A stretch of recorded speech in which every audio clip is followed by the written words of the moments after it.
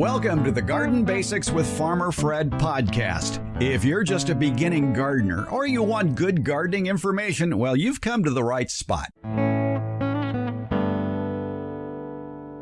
Today we're talking about two of the 10 most popular backyard garden vegetables to grow, sweet peppers and hot peppers. We talk with noted hot chili pepper expert Dave DeWitt. Besides offering up tips on how to grow hot peppers, Dave has the remedy for what to swallow after you've bitten down on a pepper that's just too hot. And no, it's not water or beer, and it's not milk. And we get questions about sweet pepper problems. Our favorite retired college horticulture professor, Debbie Flower, tackles the case of the falling flowers from pepper plants.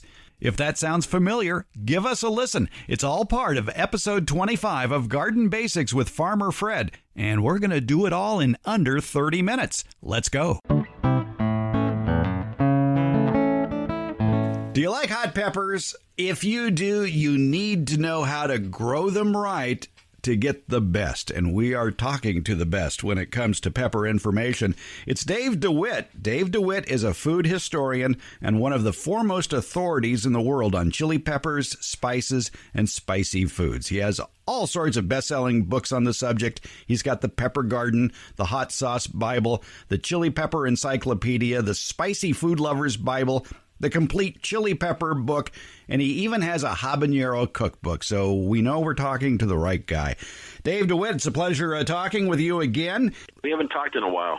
We should point out it takes a long time to grow a quality chili pepper plant. And as you mentioned, yes, you should be starting seed. I know around here you start seeds around January just to get them up to a size where you could transplant them in April. But as I said, a lot of nurseries still have a pretty good selection of pepper plants. And I'm amazed at the amount of hot pepper plants that are available now. It used to be mostly sweet peppers, and now I think the majority, at least around here, are hot pepper plants. But if people want the best selection of hot pepper plants, they really need to do it from seed, don't they? Because that's where you're going to find the widest variety. Or order early from chiliplants.com. And they have 500 different varieties of chili plants, and they're very dependable and very good. But you have to order a minimum of 6, just depending on the size of the plants. They're a little bit pricey, but they come in very good containers. And but they're probably sold out by now, I would think, because it's so popular. But if you want super hots, the bujalokias and the scorpions and that sort of thing, you're going to have to grow them from seed. Or let's talk a little bit about the hot pepper plants and taste buds, because a lot of people think they like hot peppers. But what I find with a lot of the really hot peppers, it's mostly heat and not much flavor, whereas some of the more moderately hot pepper plants have excellent taste. Now, I would think over the years, since you're in New Mexico, you've probably been eating chili peppers your entire life. You're probably a bit inured to heat. But I would think that you could rattle off some names of some really tasty hot pepper plants. The habanero would be a good selection, because the habanero is a hot. It was the start of the super hots.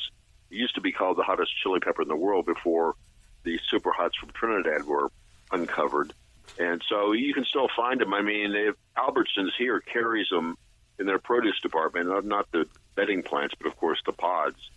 And so, but they're not as hot as you would imagine. But still, 80,000 Scoville heat units is hot. And if that's what they are, they go up to 200,000, but most of them aren't nearly that hot. It all depends on. You're not going to just pop these in your mouth and chew them up. So there's going to be some dilution of the heat level as you cook with them. And if you, for example, if you make a big bunch of fresh salsa and you put one habanero in there, and say you have 4 cups of salsa, that would be about right. And the heat level would be hot, but it wouldn't be killer. And you would still be able to have a good flavor, because habaneros are very fruity and they have a apricot-like flavor. By the way, the taste buds have nothing to do with perception of heat.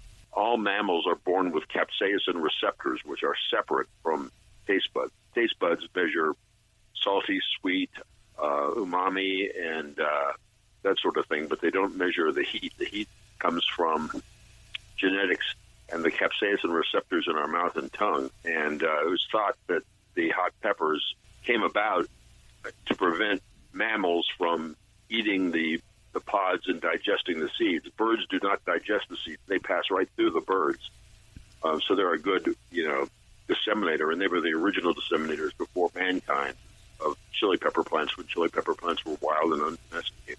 And they operate the same way that the taste buds operate, in the sense that it's all genetic. There are super tasters and non-tasters with taste buds. People who have a lot of them are super tasters, are overwhelmed by things that are salty and sweet and that sort of thing. And the same thing happens with the capsaicin receptors. If you were born with a lot of capsaicin receptors, then you're going to be very super sensitive to the heat levels of peppers. Give us some first aid tips for people who accidentally eat a pepper that is a little too hot for them. I know water is a mistake. Right.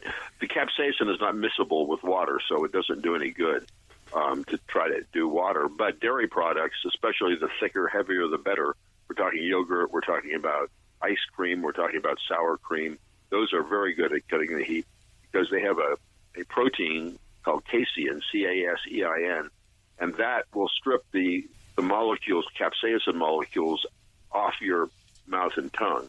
And so that's the best thing to do. So if you overdose on super hot peppers and you have too much capsaicin, rinsing your mouth with very thick, and the thicker the better, milk. Remember, 2% milk is 98% water. So keep that in mind when if you're thinking about using milk. Don't use milk; it's useless.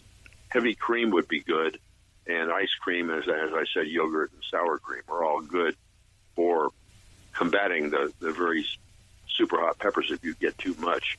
And you hear all kinds of things like you drink enough beer, you won't mind how hot it is and stuff like that. But beer in itself is 90-some% water. So just keep those things in mind when you're trying to dilute the heat. Now, water and beer and all that kind of stuff will seem like it's working, but the heat returns. In other words, it'll be momentarily, the cooling factor will help, but then it'll come back to you. So I say dairy products are the only answer. People will tell you, put some lemon juice on it or put some salt on it or blah, blah, blah. None of that works. It's all mythology. I like the idea of having a freezer full of ice cream just in case. That's very good, and the sweet seems to help a little bit as well. Let's talk about some basics for growing the best hot chili peppers. What sort of conditions, what sort of soil, what do they like to really thrive? The main thing is that they don't like to sit in water. They don't want their roots. If the roots sit in water, they'll either get a fungal disease called phytophthora, or they'll just drown because the roots supply oxygen as well as supplying water. And if the roots are completely submerged, they won't be able to supply any oxygen to the roots, so the roots will die, the plant will die. And so make sure no matter how you do it, if you do it in containers especially, make sure that they're well drained.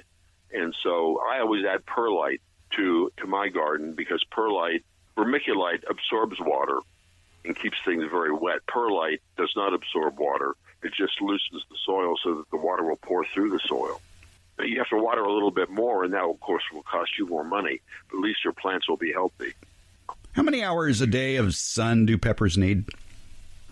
Well, they need full sun for the most part. And so we're talking that, 10, 12 hours a day.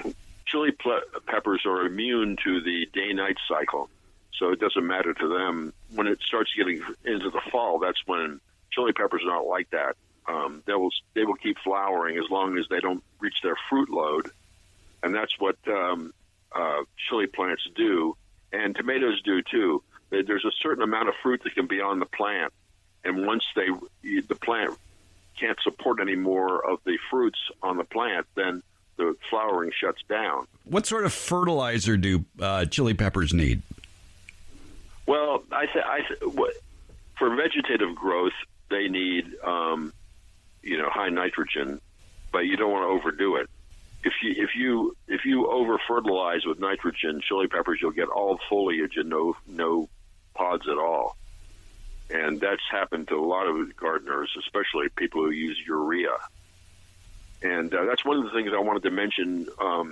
I screwed up and did not realize that the salts were building up in my raised beds where I was growing my tomatoes and chili plants. And the first indication I had was when my yield went down from a couple of 100 pounds of say tomatoes to just a few pounds. And I'm thinking, what the hell? So I had my soil tested. Now I would recommend everybody have their garden soil tested. If you're growing in pots, it's not too bad because you can switch out the soil every year. But if you have a extensive garden with raised beds, it's hard to switch out your soil every year. And you can rotate, but rotation has nothing to do with salts building up. And what happens is, as you water, if the water has salts in it, it will accumulate in the soil. And that happens in the West especially.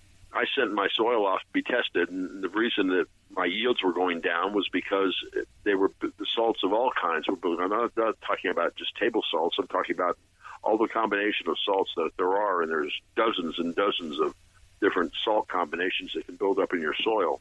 The only way to get rid of that, if you have raised beds, is to flood the raised beds with just bunches of water, which is going to cost you money. But it's better to flood them, and the salts will dissolve and flow out the bottom of the raised beds. And so what I'm doing now every year is at the end of the season, I just flood irrigate. And even when the plants are gone, I just keep flooding them. And I sent my soil off this year, and there were no salts in my soil. So now my plants are doing great again. So, just keep that in mind, that salt buildup, it interferes with the plants taking in the nutrients for foliage and for fruiting. Beware of what I say about the salt buildup, and pay attention to it. Have your soil tested every year. That would be my advice. And the extension services can do that. I used Colorado State University. They have a really good testing lab. It's not very expensive, and they give you a complete report that looks like a scientific paper almost, telling you exactly what your garden needs, and they'll give you advice. And I thought I knew a lot about gardening, but I didn't. I wasn't paying close enough attention to my soil, and so that was the big lesson I learned. You can get the best varieties, you can buy the best bedding plants and all that kind of stuff. It doesn't matter. It's all useless if your soil is building up salts. Two of the things you mentioned about a successful pepper plant to keep it at moderate nitrogen levels and watch out for salt buildup. That's a good argument for using organic fertilizers, because organic fertilizers are very low in salts and they generally have a nitrogen content of less than 10%, but they also have the phosphorus and the potassium that the plant would need for fruiting.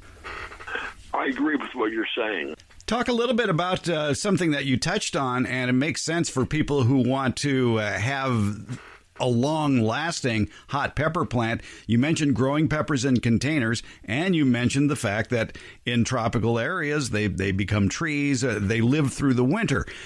This is a good idea if people want to keep that hot pepper plant going, is grow it in a container and then move it to a warm spot if they live in a cold winter area, and then bring it back out again come spring. Yes, you can do that, and most people say, well, there's not enough light. Well, you're not going to get fruits all year long. I have a greenhouse, and I have tropical plants like hibiscus and so forth that I put on my patio during the summer, bring them in, and they all have to be pruned back, and chili plants are no exception to that. But, if you take a chili plant that's in a container and put it outside during the summer and bring it back inside during the winter, it doesn't have to have all that much light. Put it in a southern exposed window and so forth like that. All you're trying to do is keep the plant alive. You're not trying to grow fruits, because that'll come in the summer. Now, I'm sure there's some exceptions to the rule if people have a really good greenhouse operation. The difference between summer light intensity and winter light intensity is incredible. You hardly even notice it for a plant. I'm telling you that it's just a complete difference. The way the sun is in the sky, you don't get the full intensity of the light like you do in the summertime. So, with the hot pepper plants that you've grown, that you've overwintered, in year number 2, do you get hot peppers quicker?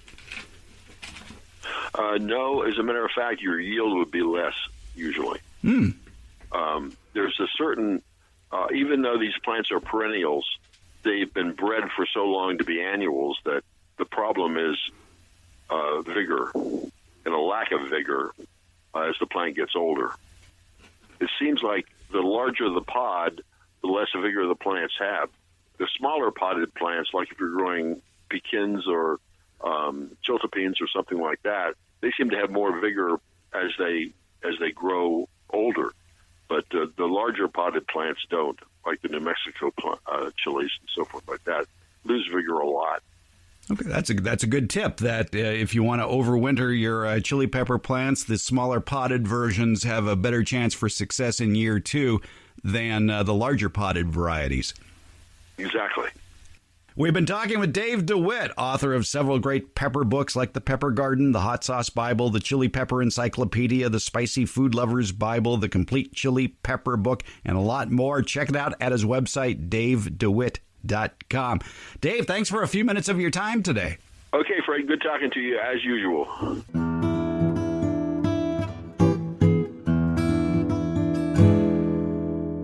We recently held a contest for those who left comments about the Garden Basics podcast at their podcast provider. And congratulations to Carrie of California. She's the winner of Smart Pot's 6-foot long bed. That's a long-lasting fabric container large enough to hold over 10 cubic feet of soil. It's enough room to grow a couple of tomato plants and a couple of pepper plants, or one fantastic display of summer flowers. For more information about all of Smart Pot's fabric containers, visit smartpots.com/Fred. We're talking peppers today with Debbie Flower, our favorite retired horticultural college professor. And Debbie, people are losing blossoms on their pepper plants. John writes in, we don't know where John is writing from. People, if you send us an email, tell us where you live, because all gardening is local. Thank you very much.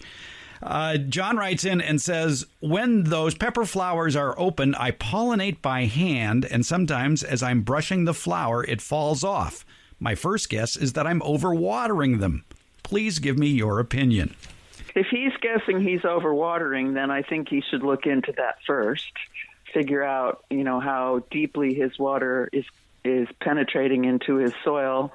Potentially he should put some water less often and put some mulch on top of the soil so he can water even less often than that. But you're right, we don't know where he's from, and that makes it somewhat difficult to answer his question. But there are some real basic things that cause peppers to drop their flowers. And in order for them to form fruit, they have to first have a flower. The flower has to be pollinated, which means pollen has to enter the stigmatic surface. These are, technical names you don't really need to know, but pollen has to move from the anther to the stigmatic surface, travel down there, unite with the ovum in that flower, and form a baby, basically. And the baby is the fruit that we eat. The pollination, peppers are generally self-pollinating. They do benefit from having a pollinator, a thing that brings the pollen from one flower to another one. And that's the job that John was tasking himself with by doing the pollination. The three things that I think of that come to mind why those flowers would fall off would be that they're not getting pollinated. Actually, there's four things. They're not getting pollinated, which is kind of actually really temperature dependent. And that's one of the four things. Temperature. They grow best, they pollinate best, they make fruit best between the temperatures of 58 and 85 degrees Fahrenheit. That's a very nice range, but unpracticable. Right. Unpractical. Right. Impractical? Thank you. That's the word. Yes. And also, if night times get temperatures stay above 75 degrees Fahrenheit, which happens in humid temperate zone places. So sometimes it would happen, let's say in New Jersey when I lived there, then they will not pollinate the flowers. So they are very temperature dependent. And that's very common in many of the things that we grow in the vegetable garden, that the setting of these fruit, the pollination and the setting of the fruit is very much temperature dependent. If the temperature's wrong, if the pollen is not moving for some reason, if there's too much nitrogen fertilizer in the soil, nitrogen is for green growth, and that if there's too much of it compared to other nutrients in the soil, then the plant will stop making fruit and revert to just becoming a nice big bushy green thing. And the other is irregular watering, which is too much or too little watering. Well, that's three things. Well, fourth one was the pollination, but you're right, it's really part of the temperature. Yeah. Okay, can I add another? They are self-pollinating. Sure. I can add another one, I think. Mm-hmm. Is the plant getting sun, or is it in full shade? Oh, good point. Good point. Yes, they do need sun to grow, and without it, they won't. If you've ever had a plant that flowers and you plant it in a shady spot in the yard, you don't get flowers. Yeah. They just don't produce enough energy in the green parts of the plant in order to produce the flower. Flowers and fruit, in most cases, do not make their own food. And peppers, sweet peppers, are often green when we eat them. Those are actually unripe peppers. If you leave a pepper on the plant, it will change color to yellow and then to red, although there are varieties that will change to other colors like purple and orange. And they get sweeter. And they get sweeter, yes. And the pepper gets a little bit softer as well. At that point, when it's green, it will make some food, but not enough to support itself. So that pepper, that fruit, and that flower, which is white, are relying on the green parts of the plant to feed it so that it can grow, so that it can exist. And if the plant is, for any reason, unable to make enough food to support this additional structure, then it'll drop the structure to save the rest of the plant. So it isn't a case of John. He mentions brushing the flower. He's not brushing it so hard he's knocking the flower off. That flower was ready to fall off. That's what I'm assuming. Flowers and fruit are typically hard to remove if they're not ready to come off. That's a good test for like fruit trees. If you can't remove the peach easily, then the peach is probably not completely ripe yet.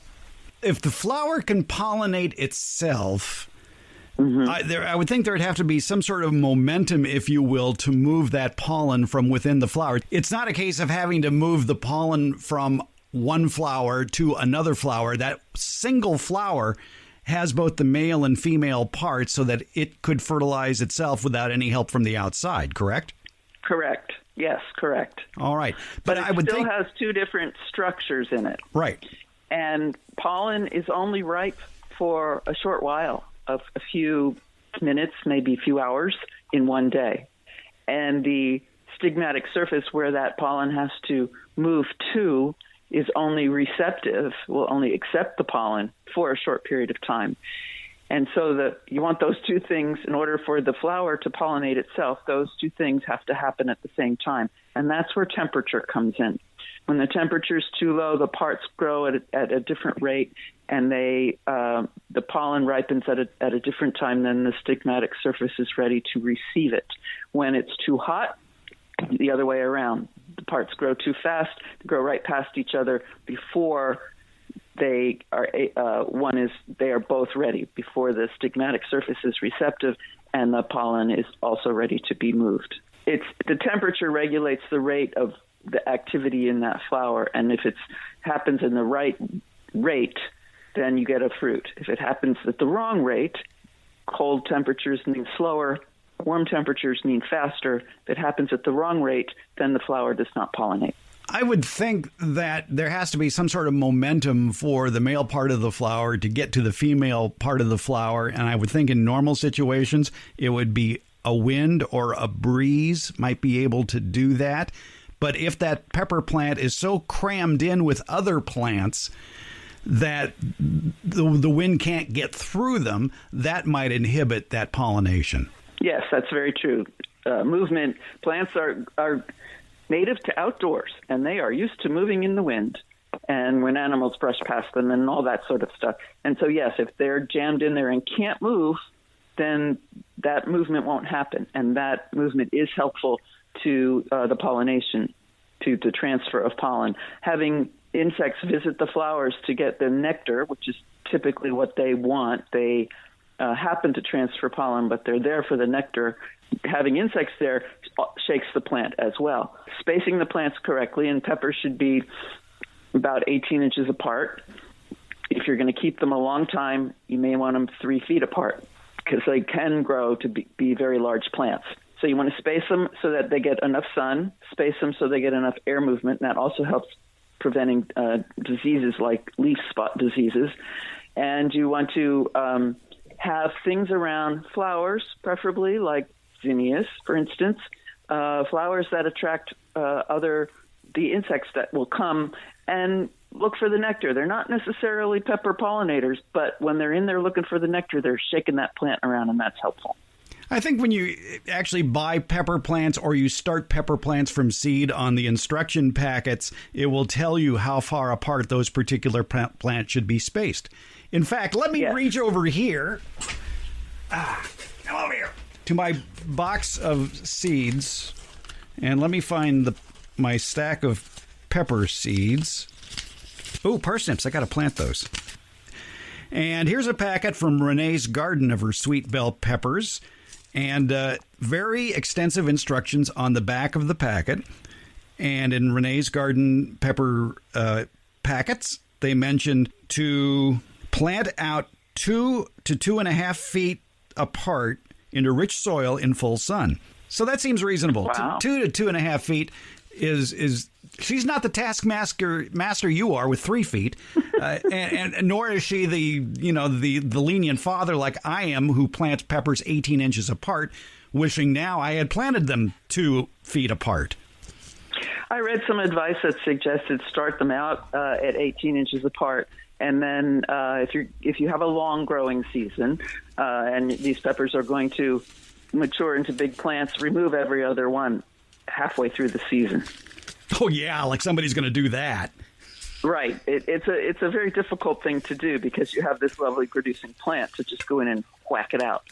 So and spacing may also depend on where you are. In very, very hot places, I like to plant the peppers more close together because they shade each other. And a problem with peppers in a hot, sunny place is that they can become sunburned.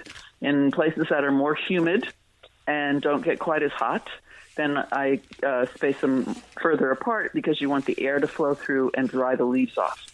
So it depends. The spacing can depend on where you are. Well, on that note, I'm going to plant this packet of parsnip seeds that I just found while looking for the pepper seed package because I see there you go. Parsnips are supposed to go in the ground in July. This is where you say that's that. Right. That's right, Fred. Yes. I wasn't sure you wanted me to say anything. Yeah, okay, yeah. Debbie Flower, we solved somebody's pepper problems, I think. Thanks for your help on this. Oh, you're so welcome.